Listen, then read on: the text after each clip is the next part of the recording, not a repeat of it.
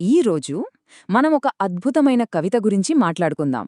ఇది 17వ శతాబ్దానికి చెందిన గొప్ప సంత్ కవి సుందరదాస్ రచించారు. అసలు వాస్తవికత అంటే ఏమిటో, మన చుట్టూ ఉన్న ప్రపంచాన్ని ఎలా చూడాలో, ఇది మనకొక లోతైన దృష్టిని ఇస్తోంది. చూడండి, ఈ మొదటి లైన్ కేవలం కవిత్వం కాదండి, ఈ మొత్తం కవితకు ఇదే పునాది. అంటే ఒకే సర్వవ్యాప్తమైన దైవిక శక్తి మన చుట్టూ, మనలో ఉందని చెప్పడం. ప్రతి చోట, ప్రతి కదలికలో ఉన్నది ఆ ఏకైక సత్యమేనని ఇది స్పష్టం చేస్తుంది. సరే, ఇంత పెద్ద కాన్సెప్ట్ని, ఇంత పెద్ద భావనని కవి మనకు ఎలా అర్థమయ్యేలా చెప్తున్నారో చూద్దాం. ఆయన మనల్ని మన రోజువారీ జీవితంలోకి తీసుకువెళ్తారు. మనం రోజు చేసే మామూలు పనులలోనే ఆ దైవత్వాన్ని ఎలా చూడవచ్చో చూపిస్తారు. ఉదాహరణకి, మనం ప్రశాంతంగా కూర్చుంటాం కదా, ఆ నిశ్చల స్థితిలో కూడా కవి ఆ దైవిక ఉనికిని గుర్తించమంటున్నారు.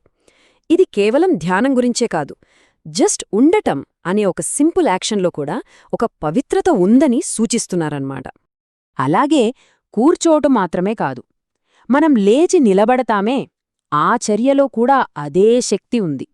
అంటే కదలకుండా ఉన్నప్పట్నించి కదలికలోకి మారినప్పుడు కూడా ఆ శక్తి మనతోనే ఉంటుంది. కూర్చోవటం, నిలబడటం, ఈ రెండూ ఒకే సత్యం యొక్క విభిన్న రూపాలు.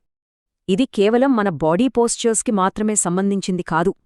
ఇంకా లోపలికి వెళ్తే మనం బ్రతకడానికి చేసే పనులు, అంటే తినడం, తాగడం, మనం తీసుకునే ప్రతి ముద్దలో, తాగే ప్రతి గుక్కలో అదే చైతన్యముందని కవి భావిస్తున్నారు. మన శరీరానికి సంబంధించిన పనుల నుంచి ఇప్పుడు బయటి ప్రపంచంతో మనకున్న సంబంధాల వైపు వెళ్తోందీ భావన. మనం ఏదైనా ఇస్తున్నా, తీసుకుంటున్నా, ఆ చర్య వెనుకున్నది కూడా అదే దైవిక శక్తి అని ఈ కవిత చెబుతోంది. ఇక్కడే అసలు విషయం చూడాలి. ఇప్పుడుదాకా మనం చేసే పనుల గురించి మాట్లాడాం. ఇప్పుడు ఏకంగా మన భౌతిక శరీరానికి వచ్చేసింది ఈ కవిత. మన తలలో, మన చేతుల్లో, పాదాల్లో, చివరికి మన ఒంటిమీద ఉన్న ప్రతి వెంటుకలో కూడా అదే సారముంది అంటున్నారు. సరే, ఇప్పటిదాకా మన గురించి, మన శరీరం గురించి చూశాం. ఇప్పుడిక్కడ్నుంచి దృష్టిని ఇంకా పెద్దది చేసి చూద్దాం, ఏకంగా విశ్వం వైపు. ఈ భావన మన వ్యక్తిగత అనుభవం నుంచి బయటపడి విశ్వవ్యాప్తంగా ఎలా విస్తరిస్తుందో చూద్దాం. సుందర్దాస్ ఏమంటున్నారంటే, రాముడు అనే ఆ చైతన్యం ఈ ప్రపంచాన్ని నిర్మించిన పంచభూతాల్లోనే ఉంది. అంటే భూమి, నీరు, అగ్ని, గాలి, ఆకాశం, వీటన్నింటిలోనూ ఉన్నది ఆయనే అని చెబుతున్నారు. ఇంకా చూడండి, ఆకాశంలో మెరిసే చంద్రుడిలో, ప్రకాశించే సూర్యుడిలో, మనకు అనుభవమయ్యే వేడి, చలిలో, 4 దిక్కుల్లో, మన ముందు, వెనక, ఇలా ఈ విశ్వంలో ఏ మూల చూసినా అక్కడున్నది ఆ ఒక్కటే సత్యం. ఏది దీనికి మినహాయింపు కాదు. ఇప్పటిదాకా మనం చూసిన ఈ విషయాలన్నీ కలిపితే ఈ కవిత మనల్ని ఒక లోతైన తాత్విక స్థాయికి తీసుకెళ్తుంది.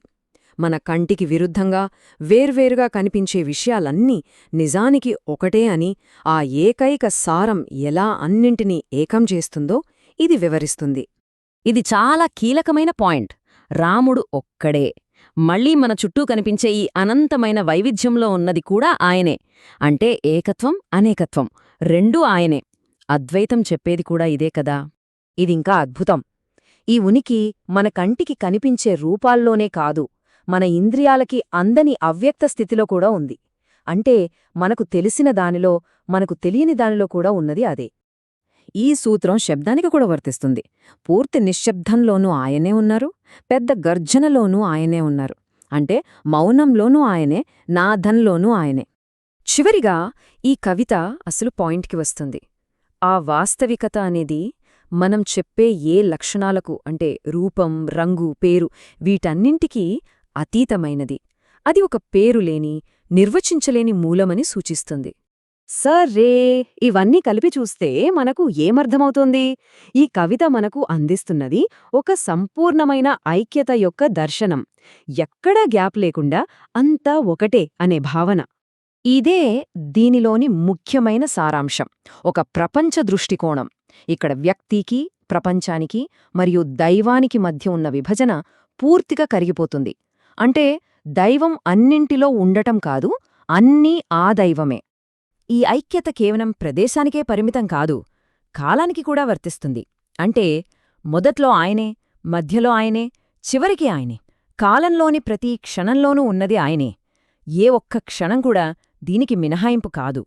ఇదంతా విన్నాక మన మదిలో ఒక పెద్ద ప్రశ్న మిగిలిపోతోంది. ప్రతిదీ ఆ ఒకే ఒక సారం యొక్క రూపమే అయితే మరి మనం చూస్తున్న ఈ ప్రపంచం యొక్క అసలు స్వభావమేంటి?